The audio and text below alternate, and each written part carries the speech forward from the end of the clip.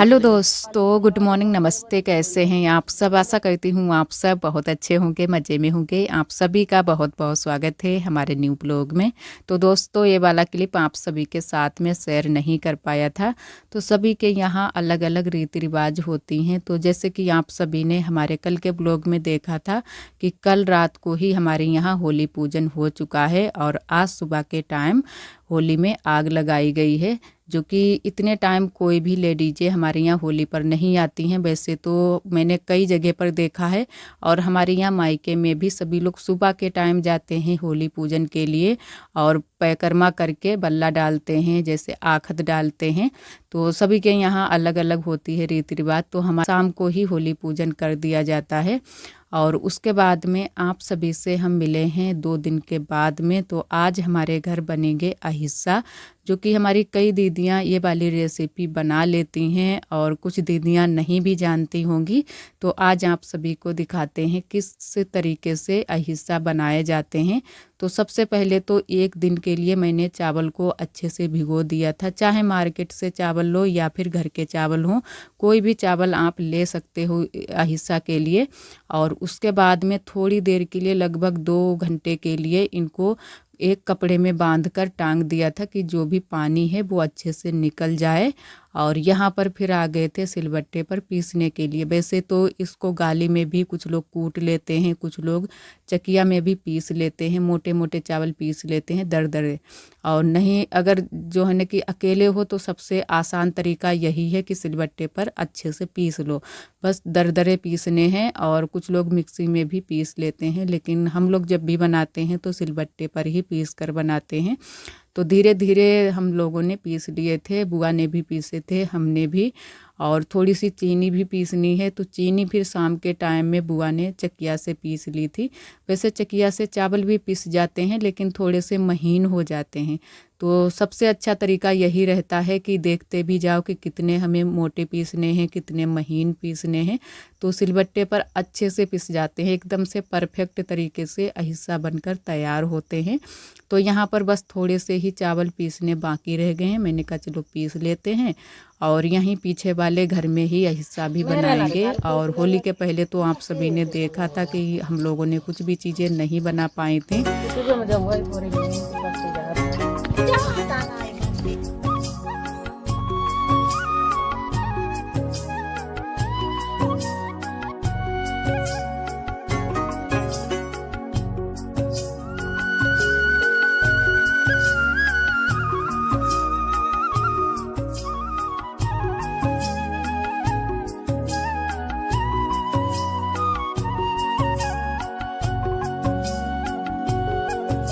और इधर आप सभी से हम मिले हैं रात के 7 बजे के टाइम। तो यहाँ पर बुआ ने चकिया से चीनी को अच्छे से पीस लिया है, बिल्कुल बारीक चीनी पीस ली है। वैसे तो पिसी हुई चीनी भी मार्केट में मिल जाती है, लेकिन पिसी हुई चीनी नहीं मंगवाई थी, घर पर ही पीस ली थी। और उसके बाद में बुआ ये सारी चीज़ें एक में मिक्स करने लगी हैं, जो कि चावल, खोया भी पड़ता है, खोया भी इसमें काफ़ी पड़ जाता है। अगर कम ही खोया रहेगा फिर भी बन तो जाएंगे, लेकिन अच्छे नहीं लगेंगे खाने में। खोया इसमें ज़्यादा ही कुछ डालो तो ज़्यादा अच्छे लगते हैं खाने में। एकदम से आटा जो है ना कि चावल में मिल जाता है, चीनी डालो और खोया और जो चावल का आटा है, चीनी, सभी चीज़ें एक में मिक्स करो तो एकदम से जो है ना कि आटा जैसा लगकर तैयार हो जाता है। तो इतना खोया इसमें डालना चाहिए। तो यहाँ पर बुआ मिला रही हैं खोया, चीनी और चावल के आटे को। तो अच्छे से मिला लेंगे, उसके बाद में बनाएंगे। और आप सभी ब्लॉग में बने रहिएगा। अगर आप सभी को हमारे ब्लॉग पसंद आते हैं तो वीडियो को लाइक ज़रूर कर दिया करें, और जो दोस्त हमारे चैनल पर न्यू आते हैं तो चैनल को भी सब्सक्राइब कर लिया करें। तो यहाँ पर आरोही और बुआ बनाने लगी हैं अहिस्सा। और देखो कितना आसान है कि बच्चे भी बना लेते हैं, क्योंकि आरोही ने बहुत सारे अहिस्से बनवाए थे और बिल्कुल भी नहीं फूटे थे। कुछ लोगों से फूट जाते हैं, कुछ लोग ये मानते हैं कि बोलना नहीं चाहिए, खाने भी नहीं चाहिए, मतलब बनाते हुए खाने भी नहीं चाहिए, बीच में किसी को देने नहीं नहीं चाहिए, लेकिन ऐसा कुछ भी नहीं है। हम लोग तो बराबर से इसी तरीके से बनाते हैं, बोलते भी रहते हैं, बातें करते हैं, हंसते भी हैं। और यहाँ पर बाबू हमारा रो रहा था आज भी थोड़ा सा, तो आरोही के पापा इधर टहला रहे हैं क्योंकि हमारे बहुत ज़्यादा इन दिनों में पैर दर्द कर रहे हैं। तो ज़्यादातर आरोही के पापा ही जब आ जाते हैं दुकान से तो वही टहलाते हैं इसको, और टहलते टहलते ही ये गोद में ही सो जाता है। और कुछ बच्चे होते हैं कि दूध पिलाने से सो जाते हैं, लेकिन हमारा बाबू दूध पीने से बिल्कुल भी नहीं सोता है। दूध तो पी लेगा, फिर से रोना शुरू कर देता है।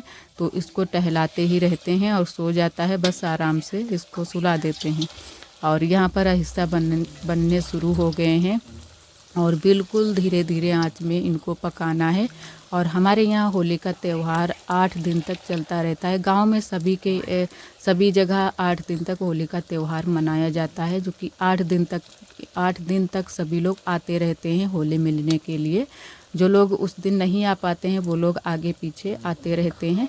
तो इसी वजह से हम लोगों ने कहा चलो अब बना लेते हैं। और यहाँ पर पहले तो गोल गोल बनाकर रख लिए हैं और बाद में थोड़े से चपटे कर रहे हैं पेड़े की तरह। तो अच्छे से हिस्सा बनकर हमारे सारे तैयार हो गए थे और एक भी हिस्सा नहीं फूटा था। हर बार हम लोग बनाते हैं इसी तरीके से, बहुत ही अच्छे बनते हैं और खाने में भी बहुत ज़्यादा टेस्टी लगते हैं। अगर इनको ज़्यादा थोड़ा सा भून दो तो थोड़े से टाइट हो जाते हैं, वैसे तो बहुत ज़्यादा नरम भी रहते हैं। तो काफ़ी टाइम लग गया था हिस्सा बनाने में, क्योंकि बिल्कुल धीरे धीरे आंच में इनको भूनना है।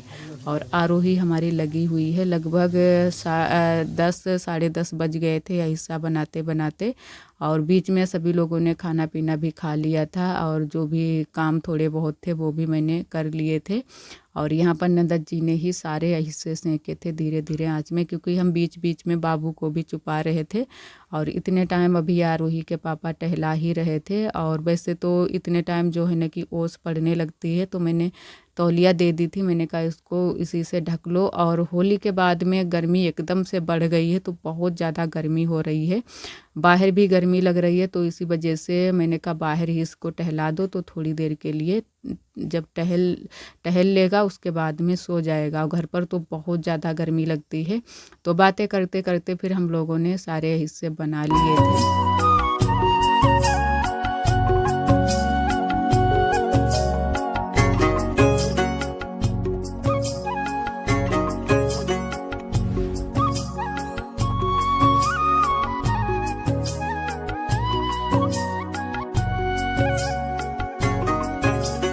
और एक हमारी दीदी ने कमेंट किया था कि बाबू के कान में तो दर्द नहीं है, इसी वजह से बाबू आपका रो रहा है। तो पता नहीं दीदी, वैसे मैंने चेक किया है कि कान में तो दर्द नहीं है। और हमें लग रहा है कि सबसे ज़्यादा जो प्रॉब्लम है वो है गैस की प्रॉब्लम। इसके गैस बहुत जल्दी से बन जाती है और उसी वजह से इसके पेट में दर्द होने लगता है। तो इसी कारण से बाबू बार बार जल्दी से रोने लगता है। वैसे तो बच्चे होते हैं सोते रहते हैं पूरा दिन, लेकिन बाबू हमारा अच्छे से सोता भी नहीं है और रात के समय में कुछ ज़्यादा ही सभी को परेशान करता है कि बहुत जल्दी से रोने लगता है।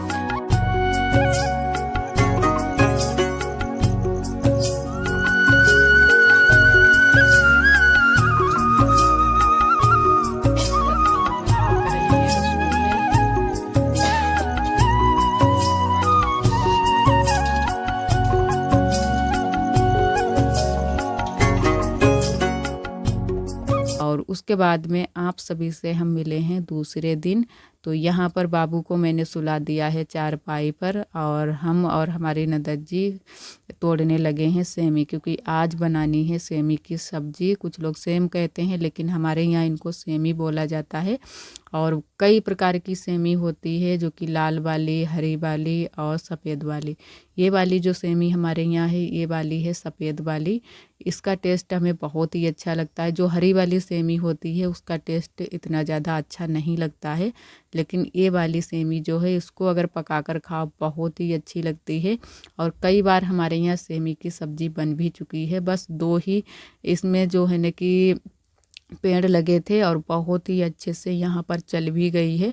बंदर भी इसको नहीं खाते हैं और देखते भी हम लोग रहते हैं। तो बहुत ही अच्छे से सेमी तैयार हुई है और एक बार में तोड़ो तो लगभग आधा केजी निकल आती है। तो काफ़ी सेमी निकल आती है एक बार में और बहुत सारी अभी लगी भी है छोटी छोटी। तो बाबू सो रहा था तो हम लोगों ने कहा कि तब तक सब्जी बनाने की तैयारी कर लेते हैं। और यहाँ पर तोड़ ही हम लोग रहे थे, काफ़ी टाइम लग गया था तो नीचे से मिल भी नहीं रही थी। तो नंदत जी ने कहा लाओ हम ऊपर से तोड़ देते हैं चढ़कर स्टूल पर। तो नंदत जी यहाँ पर स्टूल पर चढ़कर तोड़ रही हैं और बाबू देखो खेलने में अब लग गया है, जाग भी रहा है बीच बीच में। इस जो ये मच्छरदानी है इसके ऊपर से लगा दो तो ये अगर जब जाग जाता है तो फिर बिल्कुल भी लगी नहीं रखता है। इसको पता नहीं उलझन जैसी होने लगती है कि इसको झट से हटा दो।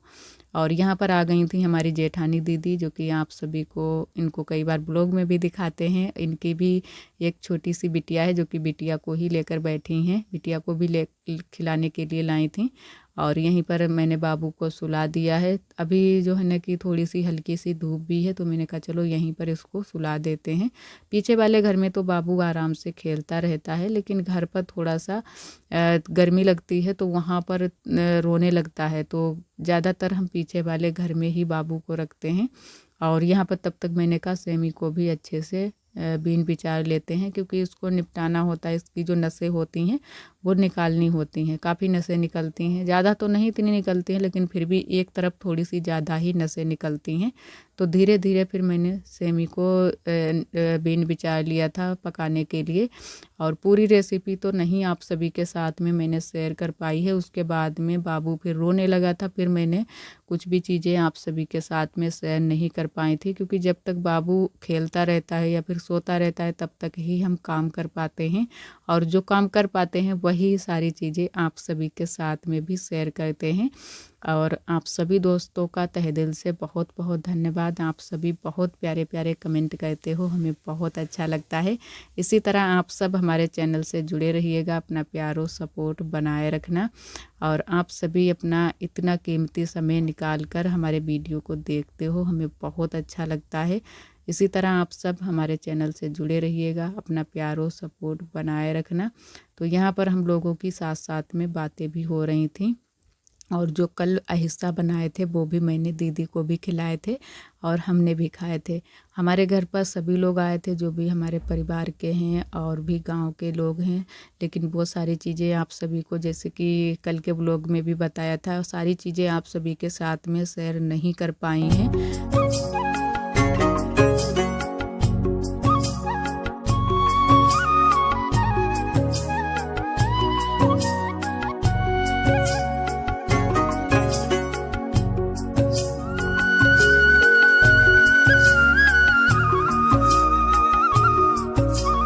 और आशा करते हैं दोस्तों आज का ब्लॉग आप सभी को बहुत ज़्यादा पसंद आया होगा। अगर आप सभी को हमारे ब्लॉग पसंद आते हैं तो प्लीज़ वीडियो को लाइक कर दिया करें। कल फिर मिलते हैं एक अच्छे से ब्लॉग के साथ में, तब तक के लिए आप सभी दोस्तों को नमस्ते। अपना बहुत ही ख्याल रखिएगा, खुश रहिएगा। राधे राधे, जय श्री कृष्ण।